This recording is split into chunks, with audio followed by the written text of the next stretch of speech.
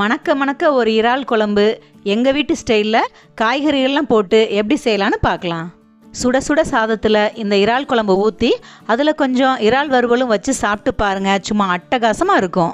Mixie ஜாரில் அரை மூடி துருவின தேங்காய், 1 டேபிள் ஸ்பூன் சோம்பு, 6 சின்ன வெங்காயம், 6 பல் பூண்டு சேர்த்து ஃபைன் பேஸ்ட்டாக அரைச்சி வச்சுக்கலாம். நெல்லிக்காய் சைஸ் புளியை தண்ணியில் ஊற வச்சுக்கலாம்.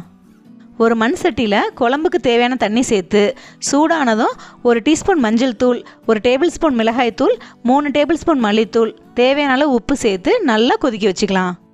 நல்லா கொதித்ததும் 20 சின்ன வெங்காயம், 3 தக்காளி, முருங்கைக்காய், அவரைக்காய், 5 பச்சை மிளகாய் இதெல்லாம் சேர்த்து நல்லா கலந்து விட்டு இதை மூடி வச்சு 10 நிமிஷம் வேக வச்சுக்கலாம்.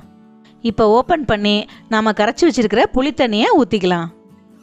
குழம்பு நல்லா கொதிச்சு காயெல்லாம் வெந்து பச்சை வாசனை போனதும் 3/4 கிலோ இறாலை க்ளீன் பண்ணி வாஷ் பண்ணி வச்சுருக்கிறோம். அதை இந்த ஸ்டேஜில் ஆட் பண்ணிக்கலாம். இது கூடவே அரைச்சி வச்சுருக்கிற தேங்காய் பேஸ்ட்டை ஆட் பண்ணி இதை ஒரு 4லேருந்து 5 நிமிஷம் மூடி வச்சு வேக வச்சுக்கலாம். அதுக்கு மேலே வேக வச்சா இறால் ரப்பர் மாதிரி ஆயிரும். தாளிப்புக்காக இன்னொரு கடாயில் 1 டேபிள் ஸ்பூன் கடலெண்ணெய் ஊற்றி எண்ணெய் சூடானதும் 1 டீஸ்பூன் சோம்பு, 1 டீஸ்பூன் ஜீரகம், பொடியாக கட் பண்ண சின்ன வெங்காயம், கருவேப்பிலை போட்டு தாளித்து வெங்காயம் நல்லா பொன்னிறமாக வதங்கின உடனே குழம்புல சேர்த்துக்கலாம்.